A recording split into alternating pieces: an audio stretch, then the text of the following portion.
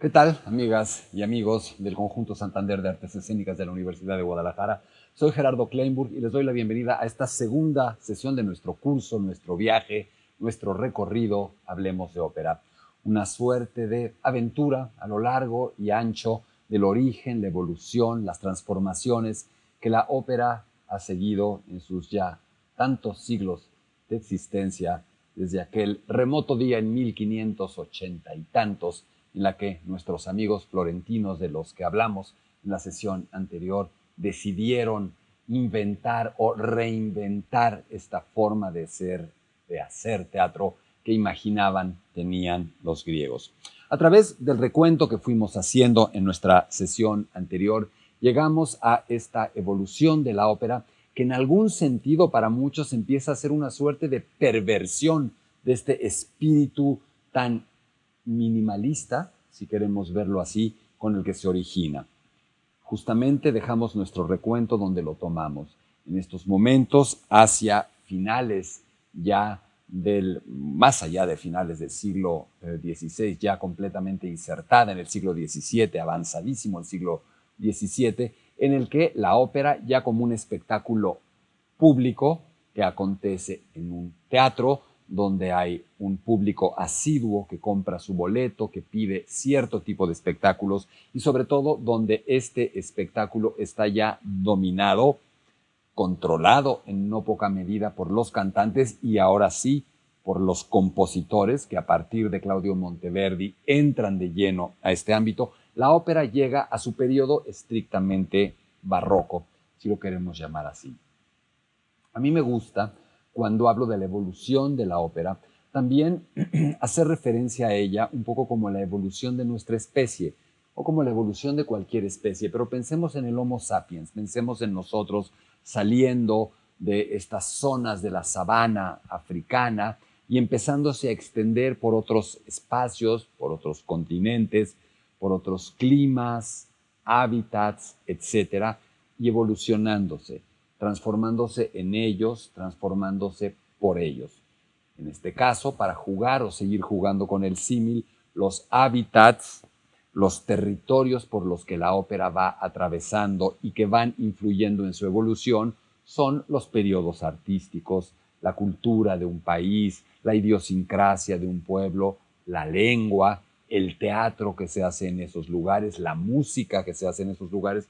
Todo eso empieza a moldear la ópera. Pero en estos momentos todavía estamos en un estadio, en una fase de la ópera en la que todavía se trata de un fenómeno italiano. Insisto, tenemos que tener cuidado con el término italiano porque es incorrecto en algún sentido. Es una suerte de anacronismo, ya que Italia dista mucho de existir como una nación con ese nombre y con esas características.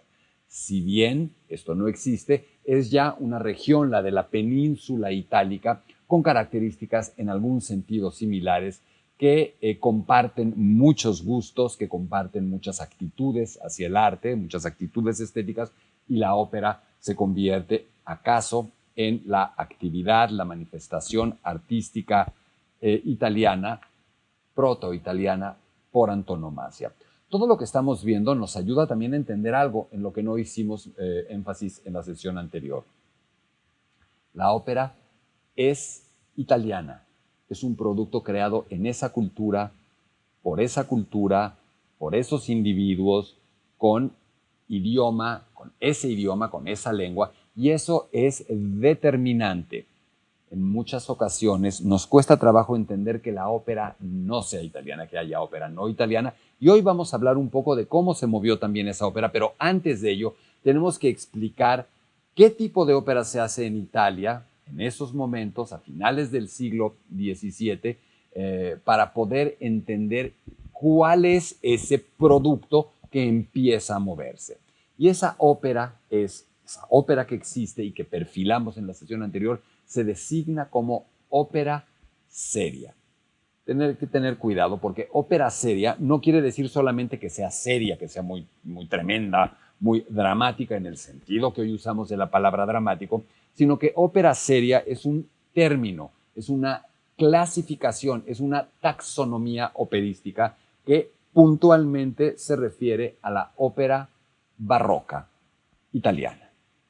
Eso es lo que llamamos ópera seria, y la ópera se ha convertido, a través de la larga evolución, que larga en cuanto a su descripción, corta en cuanto al tiempo que describí en nuestra sesión anterior, se ha convertido en algo que ya no se parece a lo que la originó, en lo más mínimo.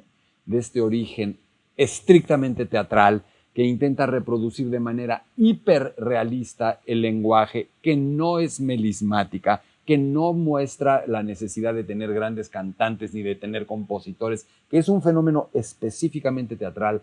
La ópera barroca o la ópera seria, hay que tener cuidado, me referiré indistintamente a este periodo de la ópera como barroco o serio. La ópera seria ya no tiene estos elementos, es por demás artificiosa, por demás profusa. A ver, no se necesita demasiada imaginación ni demasiada información para imaginarnos cómo era la ópera seria. Han visto una fachada barroca, han visto una construcción barroca, un retablo barroco en una iglesia. Bueno, extrapólenlo a la ópera. Abigarrado, saturado, lleno de adorno, de oropel, de parafernalia, muy buscando el efectismo, con enorme belleza, con extraordinaria factura. A ver, hagan un retablo barroco. No estoy burlándome, ni mucho menos del periodo. Pero es un estilo, insisto, que depende de la ornamentación, del adorno sobre el adorno, hasta llegar, por ejemplo, en términos arquitectónicos muy familiares para nosotros, a lo churrigueresco, las sobresimetrías, y no tanto a la esencia, no tanto a la idea, no tanto a la hondura intelectual y creativa. Eso es lo que ha sucedido con la ópera barroca en estos momentos. El aria reina campante por toda la ópera. Los recitativos son cada vez más prefabricados, son casi un machote.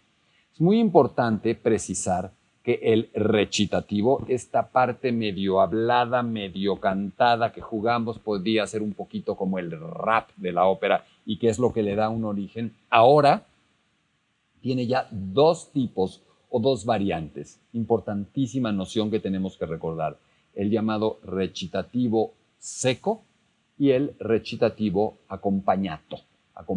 ¿Qué quiere decir esto? No es tan complicado. Sigue siendo esta forma de medio hablar y medio cantar, pero el seco solo lleva un clavecín como acompañamiento, o a veces acaso un clavecín y algún instrumento de cuerdas. Es súper sobrio, austero, estas voces semideclamando con un pequeño refuerzo, insisto, de un instrumento de teclado y acaso un instrumento de cuerda. Mientras que el recitativo acompañado usa una parte importante o toda la orquesta. Es decir, la orquesta toca como orquesta mientras él o los cantantes van haciendo su recitativo. Todo con miras a llegar al aria. Un aria que además se ha vuelto ya sobreestructurada. Tiene una forma, tiene un machote también absolutamente preestablecido. Este término también es importante de recordar. Es una forma de aria a la que llamamos aria da capo. Aria da capo. ¿Qué es eso de aria da capo? Aria de nuevo, aria con repetición. Quiere decir que se estructuró de tal suerte que fuera casi siempre predecible.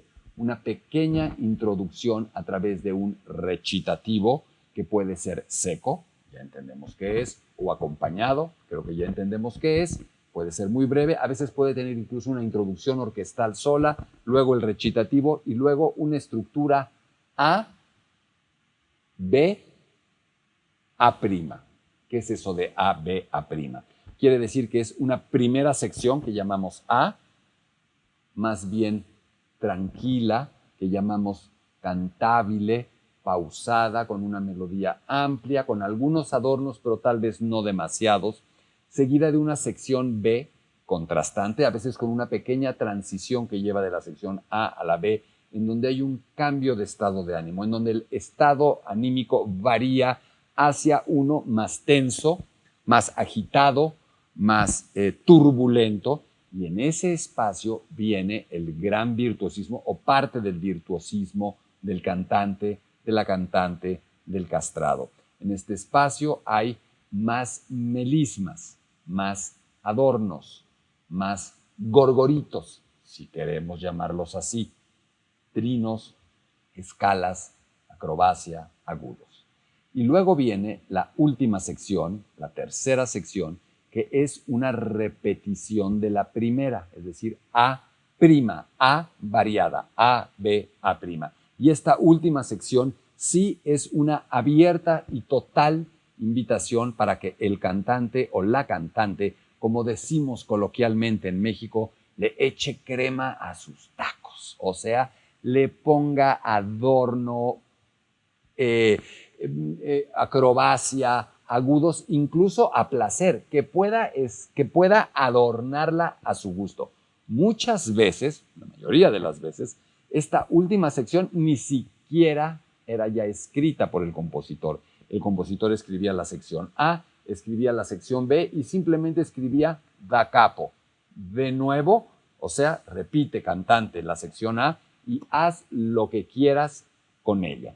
Este es el machote, insisto, que suele utilizarse. Y para poderlo ejemplificar muy puntualmente, les voy a proponer que, ahora sí, deteniéndonos en algunos momentos, vayamos escuchemos un aria típica da capo, de la ópera Giulio Cesare. Me van a decir, ¿y por qué vas a usar un compositor que no es italiano? Voy a usar un compositor alemán radicado en Inglaterra, Georg Friedrich Händel, del que hablaré en un momento, pero es un ejemplo hermoso, con un aria hermosa, hablando de Julio César, el conquistador, Julio César, el emperador romano, y este es un área propiamente de Cleopatra en cautiverio. Es Cecilia Bartoli, la extraordinaria mezzosoprano italiana, con el rostro cubierto con una especie de saco, de bolsa, pero vamos a entender y vamos a escuchar con cuidado qué es un aria da capo. Así es que, ejemplo del aria da capo. Vamos.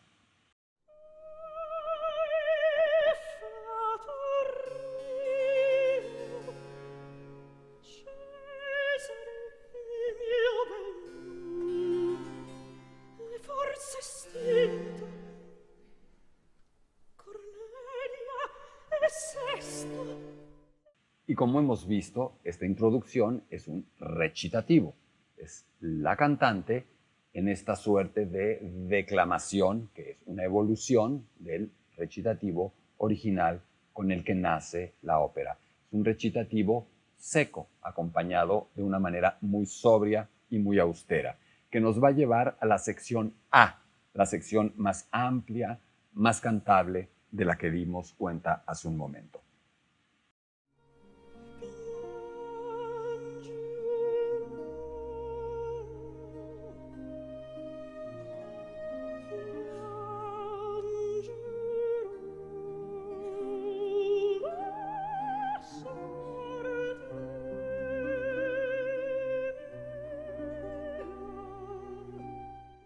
Es decir, una sección melancólica que además empezó con el nombre que da, o con las palabras que dan título al aria, piangerò, lloraré. Ahora hablaremos de cómo estas palabras son claves en esta suerte de prefabricación de las óperas. Entonces ya escuchamos la introducción en recitativo seco, después tenemos esta sección A. Vamos a escuchar ahora la sección B.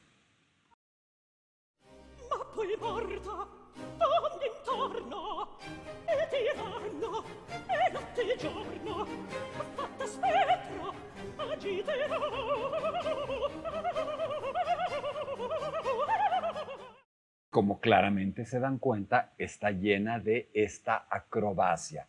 Importantísimo entender que estos momentos de virtuosismo hipermelismáticos, llenos de agilidad, de gorgoritos, si queremos usar un término coloquial, con trinos, escalas ascendentes, arpegios descendentes, sobreagudos, se designa técnicamente como coloratura.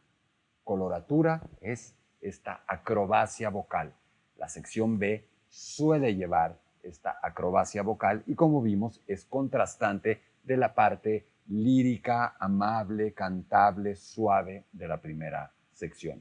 Y, como también dijimos, al definir esta estructura prefabricada, este machote operístico de la aria da capo dentro de la ópera seria, ópera barroca italiana, tenemos la reexposición, la repetición, el da capo de la primera sección que hemos definido como A'. Vamos a escuchar la repetición. ¿Se acuerdan que el aria empezaba con piangerò? Tal cual se va a repetir, pero insisto, con adornos, con notas y adornos de la propia cosecha, si se vale decirlo así, de la cantante o del cantante. Vamos a escuchar entonces el da capo del aria.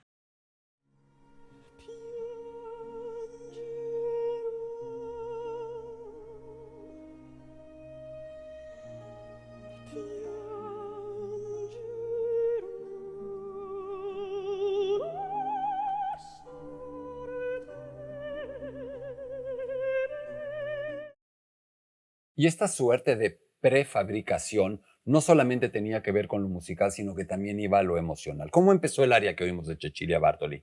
Piangerò, lloraré. Se oía muy clara la palabra. Eso era importante. La gente en esa época entendía que esas primeras palabras le decían de qué iba el aria. Era el template emocional. Piangerò, lloraré. Traditore, traición, vendetta, venganza. Entonces, todo ese carácter, ese patos, estaba también establecido de antemano.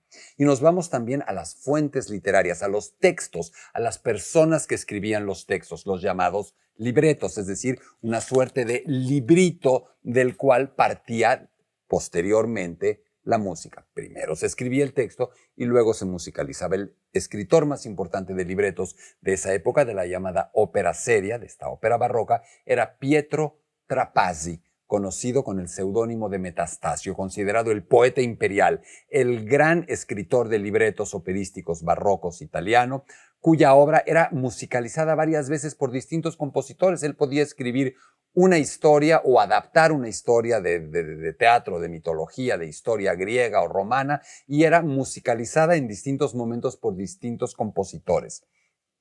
No solamente eso, muchos de los grandes cantantes tenían arias de distintos colores y sabores, de distintas emociones, ya de su propiedad. Como además la métrica era la misma, el mismo número de versos, el mismo número de estrofas, el mismo número de sílabas, funcionaba intercambiable. Déjenme darles un término muy de nuestro tiempo que se puede entender. Eran casi unitalla y unisex las óperas. Y uno las podía llevar, muchas veces esos cantantes decían, no, yo quiero que mi aria de bravura, de venganza de esta ópera, no sea la que escribió el compositor, sino esta que yo canto, que me queda preciosa y que me hace lucir divino o que me hace lucir vocalmente divina. Esto sucedía todo el tiempo. Estamos dándonos cuenta de que la teatralidad original se ha perdido, de que la continuidad dramática está destrozada en cuanto a su esencia original. Estamos dándonos cuenta de que ahora sí esto es cantado, cantado, cantado, de que el texto, la parte dramática, teatral tiene poca importancia. Es este péndulo en el que suele ir la ópera de parecerse mucho a su estadio original y luego irse hacia el otro lado y va y viene. Esta es una cosa. Y como les comentaba, la ópera va mudando de lugar, va cambiando también de estilo. La ópera, así como después viajará a el resto de Europa, baja a los estados papales, a Roma, y ahí los altos prelados comisionan óperas, quieren historias religiosas, historias de santos, y muy paradójica, pero significativamente, en estos lugares, con estas óperas, muchos de los del clero que pide estas obras, le pide a los compositores que incorpore elementos graciosos, elementos chistosos, elementos cómicos, y surge esta otra variante opuesta a la ópera seria, que podríamos estar tentados de llamar ópera cómica, pero que no podemos llamar ópera cómica porque la ópera cómica es un estilo, un término, una clasificación específica para esta ópera chistosa, irreverente, no dramática, pero en Francia años después. En Italia se designa como ópera buffa, con B alta y doble F. Equivale, por supuesto, a la ópera cómica italiana. Insisto, es muy curioso que nazca ahí y vamos a ver qué importancia adquiere. Pero también la ópera viaja a Nápoles y se vuelve como Nápoles contrastado con el norte de Italia, infinitamente más extremo, exagerado, liberal, libertino, romántico, sexual, colorido, barroco, abigarrado. Eso lleva la ópera seria, barroca, al extremo de los extremos en este periodo de la historia operística. Dicho todo esto, tenemos ahora sí el caldo de cultivo listo para poder empezar a perfilar qué es y cómo nace la ópera bufa, la ópera chistosa, la ópera graciosa basada en comedias italiana. Ya dijimos que tiene este primer origen romano, pero poco a poco empieza también a suceder algo en Italia que es previsible. La gente, el público, que como vimos en nuestra sesión anterior, es el que manda comprando sus boletos, volviéndolos a comprar o ya no yendo al espectáculo. Y recordemos que la ópera en ese momento es privada. Son empresarios que arriesgan su dinero montando óperas y quieren ganar. A ellos no les interesa más que ganar y por lo tanto se ciñen puntualmente a los deseos y las veleidades del público. Entonces, estos empresarios se dan cuenta de que cierto sector del público comienza a fatigarse de estos temas tan serios de dioses, reyes, antigüedad, grandes batallas, tragedias, venganzas, triángulos amorosos, intrigas políticas, etcétera, etcétera. Y de pronto también dicen, ¿y yo? O sea, y un poco, ¿no podría haber algo un poco más cercano a lo que soy yo, a lo que me pasa? Es como si de pronto vemos que solo hay en el cine películas históricas de la antigüedad. Estoy seguro que de pronto dirían, oye, pues yo ya no quiero, no hay una comedia romántica light, algo más parecido a lo que me pasa en la vida. Y eso empieza a ser una demanda del público y eso empieza a hacer que la ópera empiece también a transformarse. Y ahora escuchen esto porque es absolutamente inverosímil lo que les voy a decir. Las óperas serias barrocas son tan largas, tan largas, tan largas que cuando el espectáculo es de esa longitud, muchas veces lo que se busca para hacerlo más llevadero, curiosa, pero lógicamente, es que el intermedio sea largo. Si el espectáculo es largo y el intermedio es corto, se siente más largo. Si el espectáculo es largo y los intermedios son largos, uno ya sabe que ha destinado toda esa tarde, todas esas horas a ver el espectáculo y se siente más ágil en algún sentido. Y aunque ustedes no lo crean, empiezan a incorporar en los intermedios de las óperas serias pequeñas operitas bufas, chistosas. Es el colmo, ¿no? La ópera nació como un intermedio de una obra de teatro y la ópera bufa nace como un intermedio de una ópera seria. Es muy peculiar, pero esa es una historia absolutamente real. Ahora piensen esto. La ópera bufa sería como el equivalente, para usar términos de la música de nuestro tiempo, como un movimiento indie o un movimiento medio underground en un principio, mientras que la ópera seria sería el pop, el gran negocio, la industria que va y viene de productos desechables que hay que cambiar, que tienen que ser éxitos de un momento a otro. La ópera bufa tiene, por consiguiente, mayor libertad que la ópera seria. Es una ópera donde, a diferencia de la ópera seria, no hay reglas, donde se puede hacer lo que uno quiera, donde no hay normas, machotes, moldes preestablecidos. Curiosamente, es una noción válida para toda la historia de la ópera bufa, la ópera no seria, estas óperas emergentes bufas, son las que van e irán marcando una evolución del género. Una evolución en la cual el compositor tiene una mucho mayor libertad. Una libertad que va a mostrar desde el recitativo. Los recitativos, como en el ejemplo que vamos a ver de la ópera emblemática con la que nace la llamada ópera bufa, la llamada Serva Padrona de Pergolesi, 1733. Los recitativos, vamos a ir un fragmento del recitativo, un fragmento del dúo, tienen ya esta viveza o vivacidad, un elemento infinitamente más teatral, ágil, porque además los enredos, las peripecias, la acción dramática de la comedia, como comentamos en la sesión anterior, es mucho más ágil, mucho más vertiginosa, mucho más, si queremos, trompicada, con más fuelle, con más momentum. Va de alguna manera empujando la acción y por lo tanto la música hacia adelante. No hay arias da capo, no es necesario que haya coloratura, parafernalia, acrobacia. Los castrados no están invitados a la mesa de la ópera bufa. Es algo infinitamente más real y que de pronto le permite a la gente, al público, conectar de mejor manera.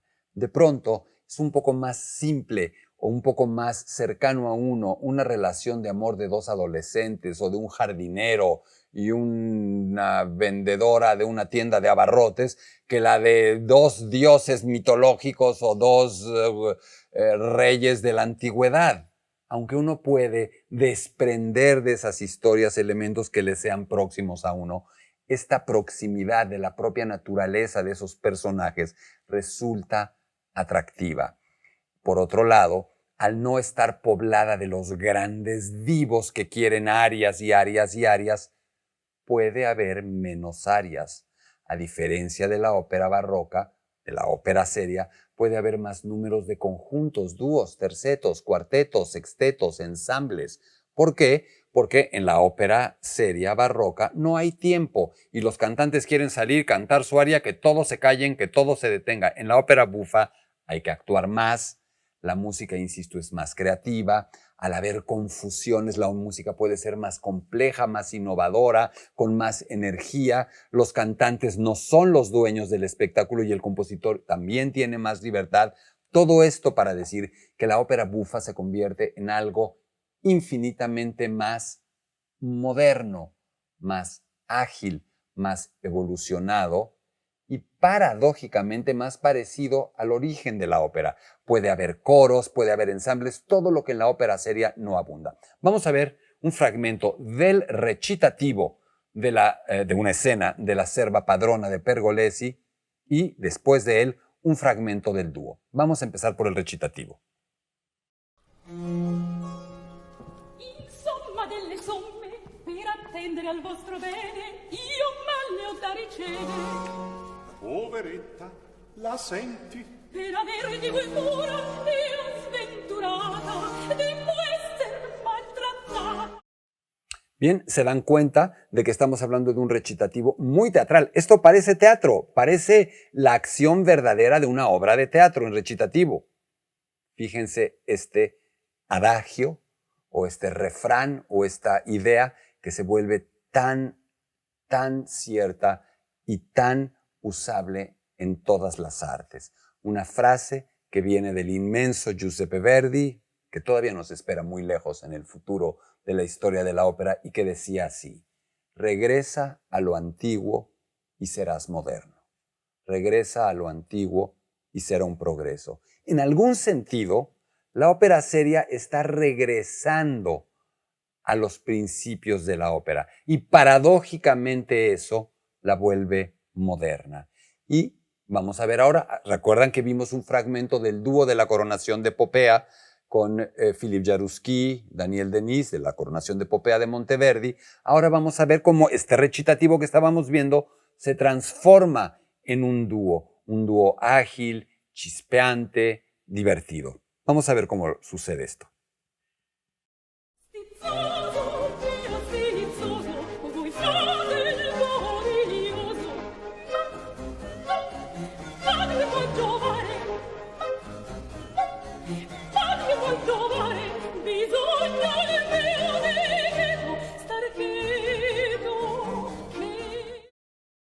Sí, podemos decir un caramelo divertido, despreocupado, light, pero es música, repito, a su manera más elaborada y que, como siempre con la ópera bufa o en Francia la ópera comique, empuja el desarrollo, empuja la evolución musical, estilística y dramática de construcción de la acción. La estructura dramática no quiere decir la estructura trágica de algo, quiere decir la estructura en la que la acción teatral está articulada.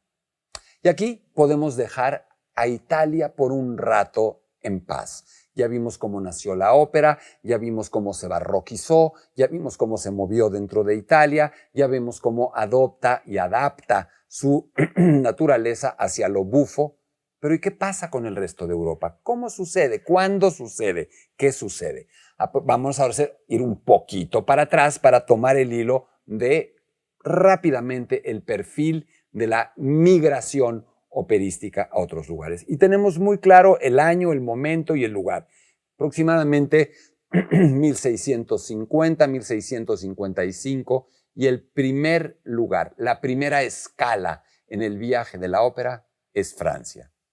¿Cómo llega a Francia? Lógico, la lleva un italiano. Podemos también hacer este símil. Un hombre que es un buen exponente de un fabricante de un producto de su país que decide ir a buscar fortuna, a buscar mercado a otro país.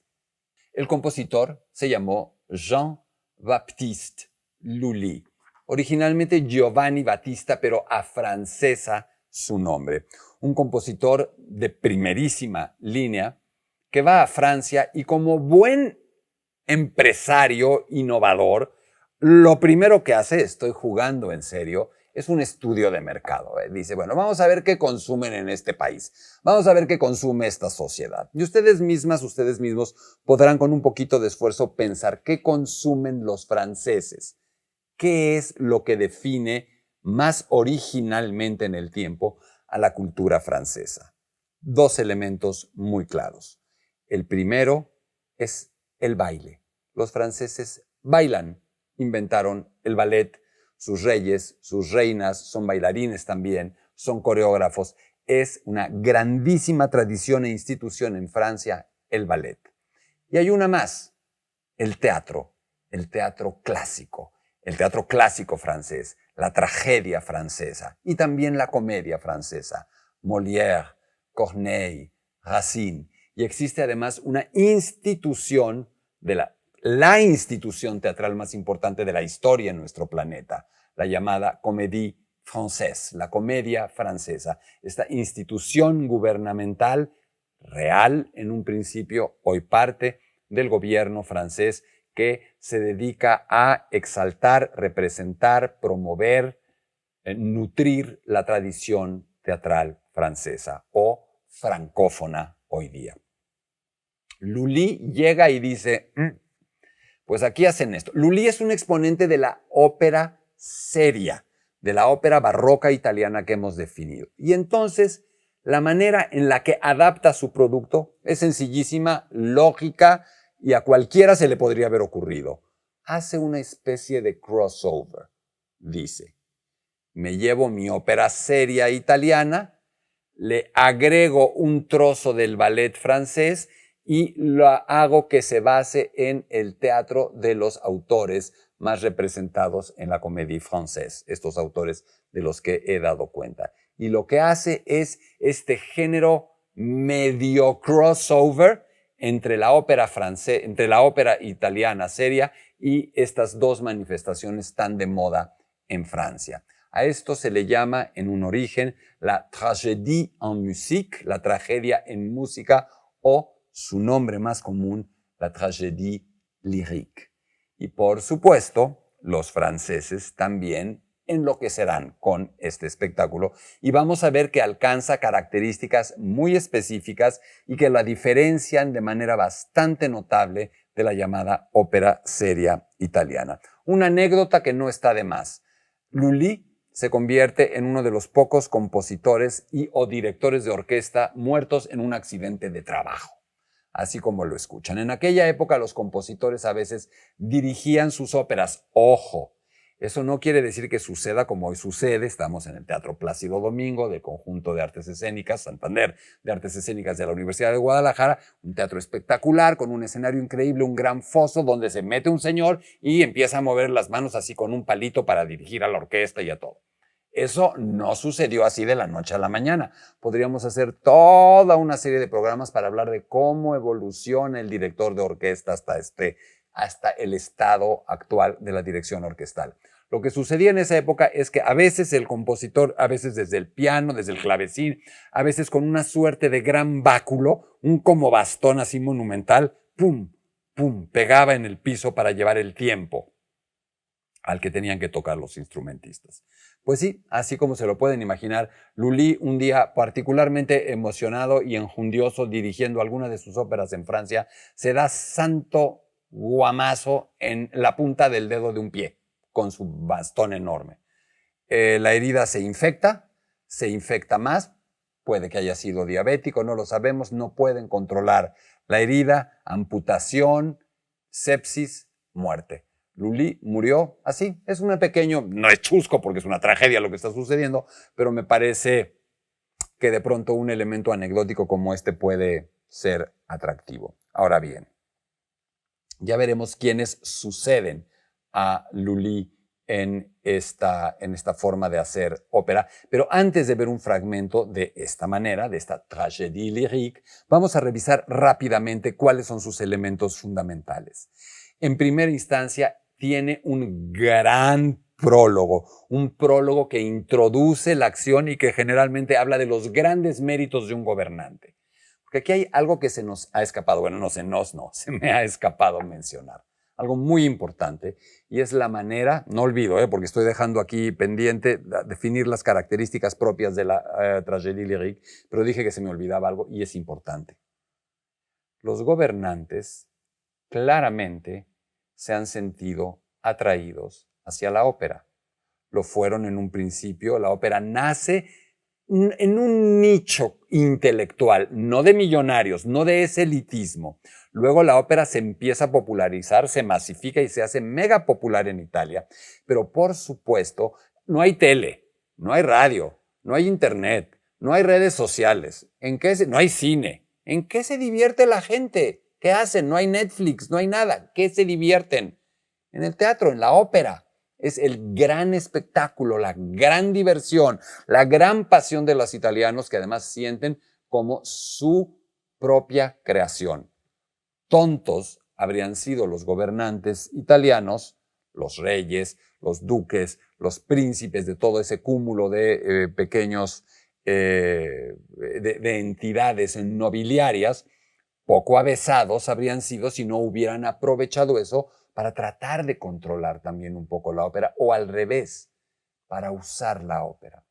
La ópera seria, barroca, italiana, se caracterizó también por este tipo de obras de reyes, de gobernantes, porque era una manera de los gobernantes, de los reyes, de los príncipes, de mostrarse ante la gente. Era como si pidieran una especie de retrato operístico. Entonces, en todas esas óperas los reyes son buenos, son valientes, son guapos, son atléticos, son prudentes, son clementes, son piadosos, son racionales, son lo que querían mostrar. No iban a mostrar a un rey débil, enfermo, grotesco, abusivo, violador. No, ¿verdad? Eso no vendía.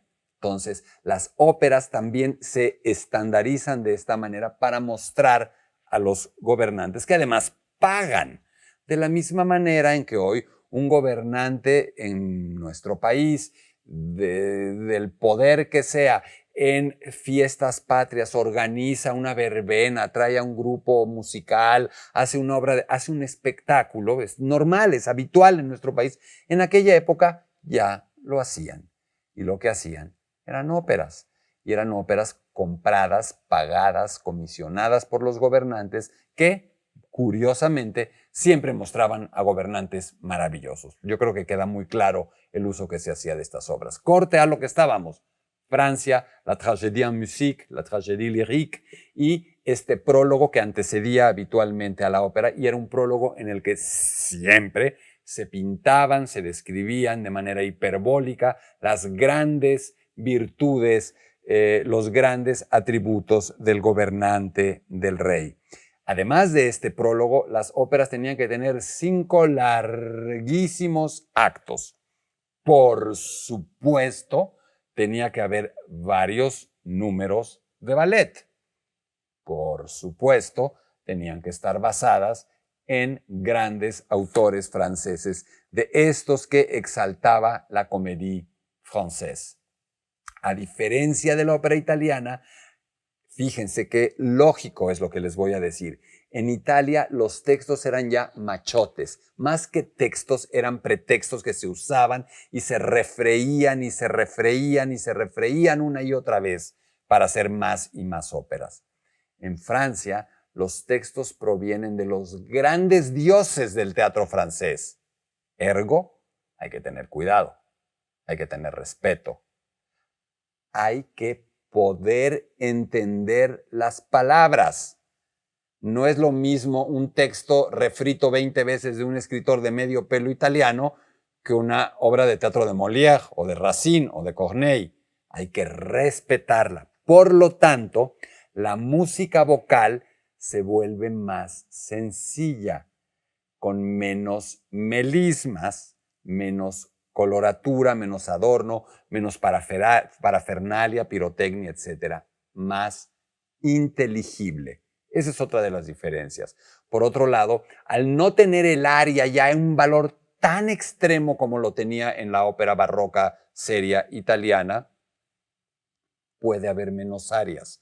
Al haber menos arias, puede haber más espacios para números corales, que en la ópera seria están prácticamente eliminados, números de conjunto, y también el recitativo está escrito un poco más cantable, un poco menos en estilo recitativo. Entonces dijimos, una obertura instrumental muy solemne en 2 secciones. La obertura ya se volvió una gran pieza vistosa de lucimiento en la ópera italiana y aquí es más bien una obra, sí también de virtuosismo, sí también para mostrar la capacidad de orquestación del compositor, la capacidad de la propia orquesta, pero en vez de ser en 3 partes, es en 2 partes, mucho más solemne, mucho más en ese estilo. Déjenme ver si me falta alguno, los coros, menos áreas de solistas, el recitativo, estamos bien.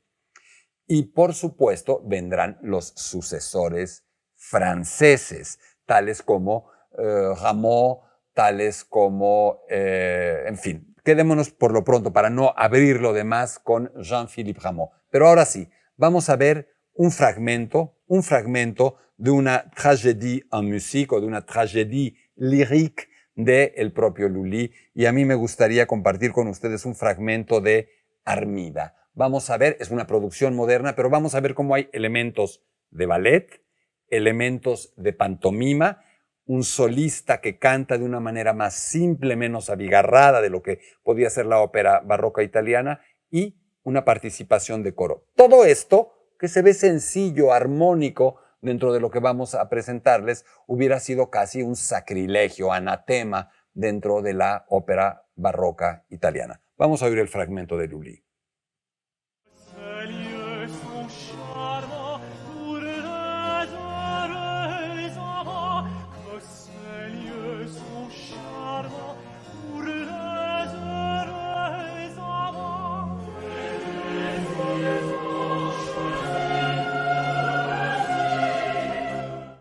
Esto de alguna manera cubre una parte de lo que es la migración de la ópera a Francia, su llegada.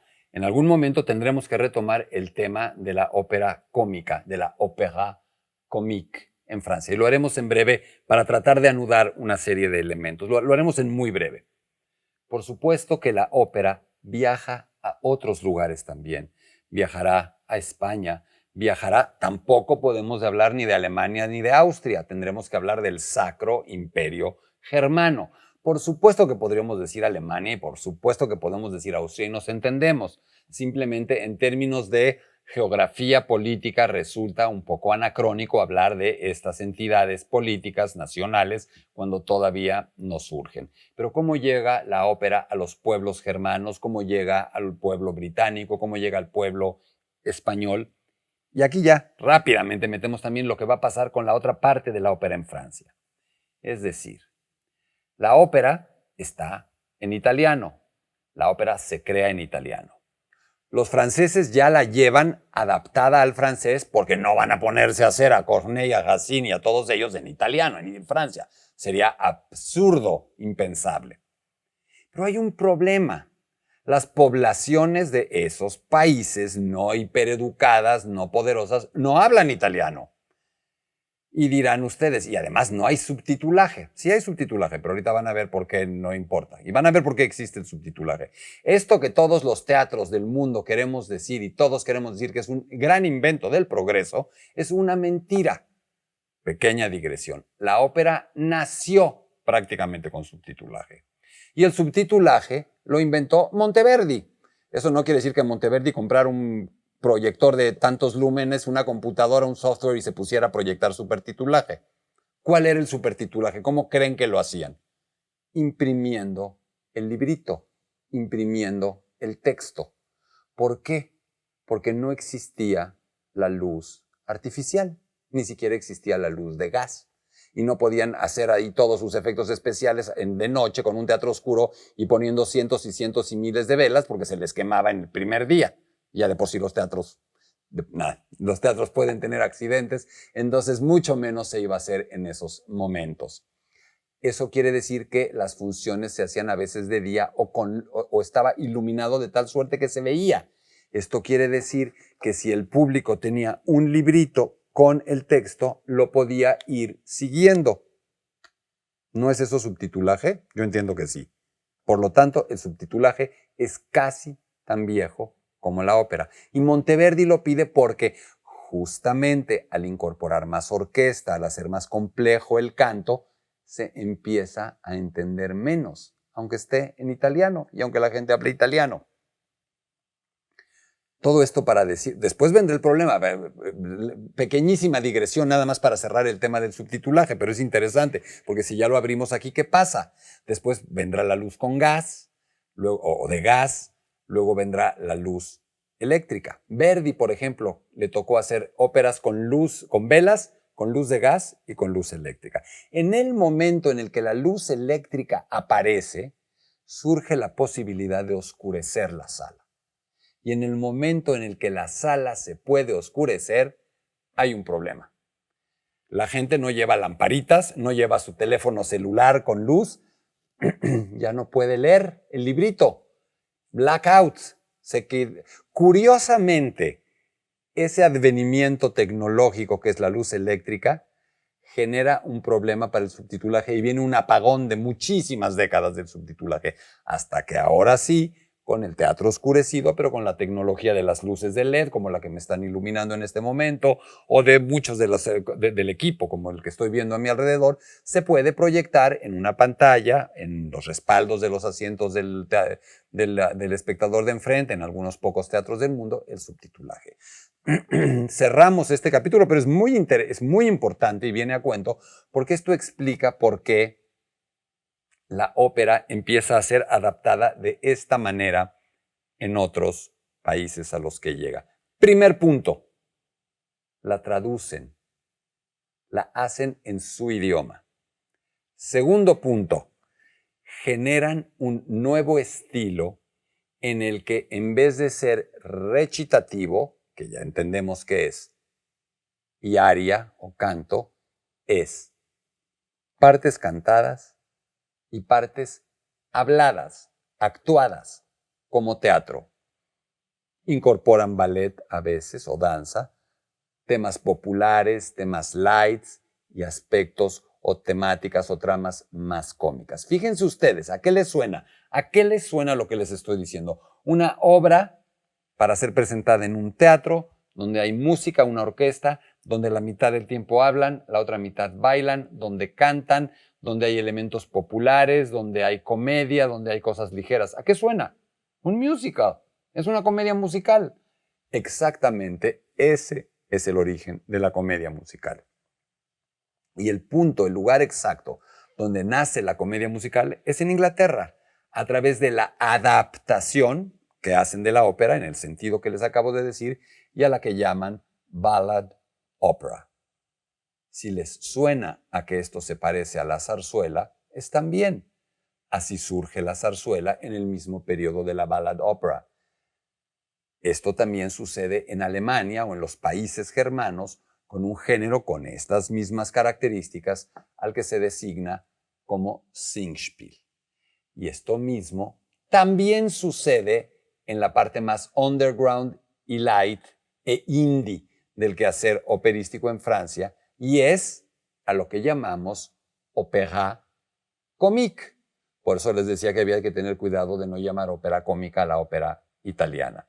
Entonces, la ópera barroca y bufa italianas migran a Francia como tragédie lyrique y como ópera comique, a Inglaterra como ballad opera y ópera seria también, a Alemania como ópera seria y como Singspiel, y a España como ópera seria, ópera barroca y zarzuela. Esta es la manera en la que la ópera ha empezado a viajar y a extenderse por toda Europa. Algunos ejemplos, por ejemplo, podemos mencionar a Henry Purcell, Dido y Eneas, a John Blow, Venus y Adonis en Inglaterra.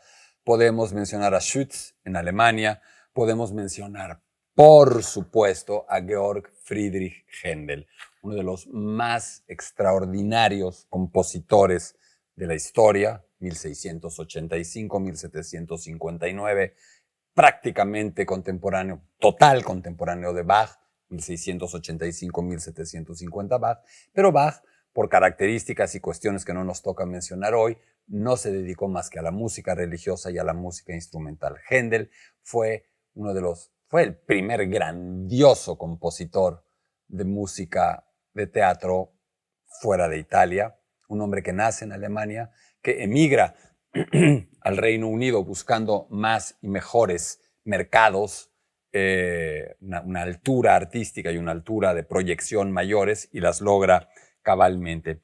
Y será justamente en este lugar, en Inglaterra, donde Händel alcance su gran éxito escribiendo óperas serias, óperas barrocas de un nivel absolutamente extraordinario, llevando a muchos de los grandes castrados a hacer esta música y teniendo un éxito fantástico. Es uno de los compositores más notables. Me parece, tal vez sin temor a exagerar, lo estoy pensando ahora, que después de Monteverdi es el segundo grandísimo genio musical que se ocupa de la ópera. Hay un aria famosísima de su ópera Rinaldo, originalmente escrita para un oratorio que se llama El triunfo del tiempo y del desengaño, que es una de las arias más bellas precisamente de ese periodo. ¿Por qué no nos damos la oportunidad, justamente tomada de la película Farinelli, de ver un momento cómo se podría haber visto y sonado? Está hecho con computadora este efecto de castrado. ¿Cómo se podría haber escuchado a un Farinelli, a un Caffarelli? ¿Cómo se habría visto una producción de estas de Georg Friedrich Händel, precisamente la de Rinaldo, con la famosísima aria Lascia ch'io pianga? Vamos a ver, vamos a escuchar un fragmento de eso.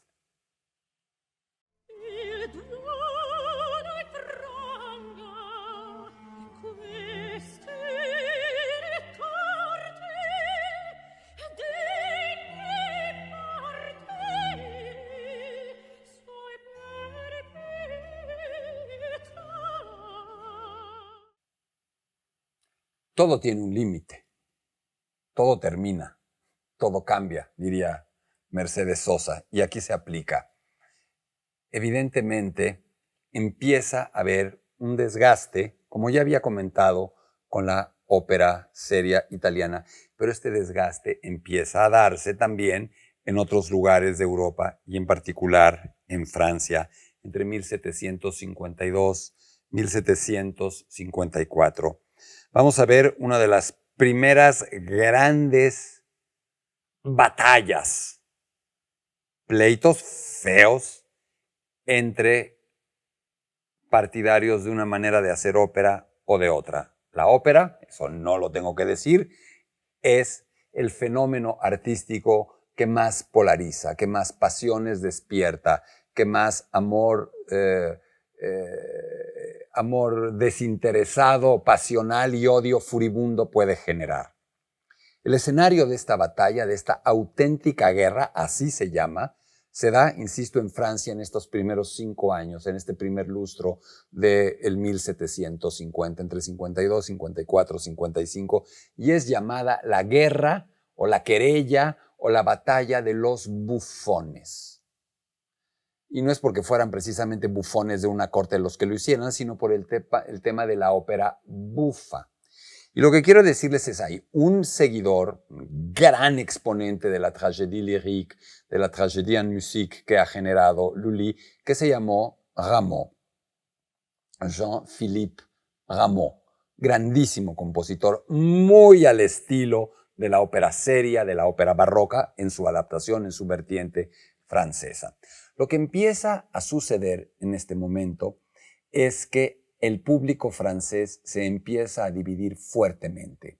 Esta división tiene que ver con aquellos que quieren seguir teniendo ópera en este estilo de Rameau, de Lully, de la ópera barroca italiana, con todas las características y los enormes defectos, lastres, pesadeces, arideces, prefabricaciones y esquematicismos o esquematismos que ya tiene, fue la palabra, contra otros compositores que pueden escribir una ópera más ligera, más divertida, más moderna, más bufa.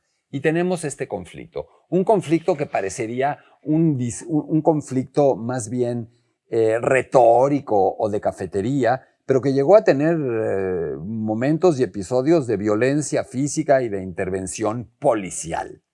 Por un lado están los seguidores de Rameau, y por el otro lado, hay un gran exponente de la teoría contraria que no van a creer quién fue, porque muchas y muchos de ustedes tal vez lo conozcan, pero por algo que no tiene que ver con la música. Ni más ni menos que Jean-Jacques Rousseau, el famosísimo enciclopedista, escritor y pensador francés. Tal vez no supieran que era compositor. Pues fue compositor, y no malo, un genio de altísimos vuelos, que se dio el lujo de cultivar la ópera. ¿Pero qué ópera cultivó?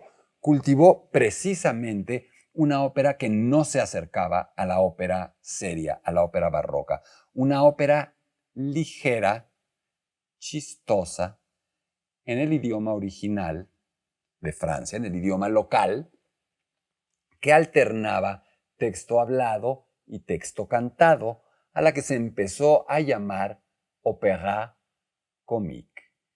Rousseau y, Lully, Rousseau y Rameau empezaron a tener esta fricción y sobre todo sus partidarios, y empieza un pleito de proporciones. Rousseau escribe una ópera para poder mostrar su punto. O sea, es de un nivel de genialidad que no solo es retórico, no solo es un ensayo, escribe un ejemplo de cómo debe ser la ópera, una pequeña ópera a la que llama Le Devin du Village, el adivino del pueblo, una especie de merolico itinerante, un poquito como el Dulcamara del Elixir de Amor, y es su ejemplo para mostrar lo que quiere hacer. Todo indica que esto va a quedar ahí, que solo será la simiente y el principio de la ópera comique, pero está por llegar un compositor que va a cambiar definitivamente el juego y que a la manera de Monteverdi, pero en un sentido exactamente inverso a Monteverdi, va a generar una auténtica revolución, un cisma operístico de tales proporciones que se da en llamar a este movimiento y este periodo el de la reforma operística. Y el compositor al que me estoy refiriendo nace en 1714, muere en 1787, fue alemán, aunque radicó después en Francia, y su nombre es importante tenerlo presente. Christoph Willibald Gluck. Lo que Gluck hizo fue de una modernidad absoluta, de una innovación total y de una revolución sin precedentes. ¿Y qué creen que fue lo que hizo? Siguiendo el refrán, esta frase sabia de Verdi, su gran reforma fue regresar al principio. Regresar a la primera parte de la primera sesión de este viaje que hemos hecho juntos. Pero para averiguarlo, les pido y los invito a que nos acompañen en nuestra próxima y tercera sesión. Hasta entonces.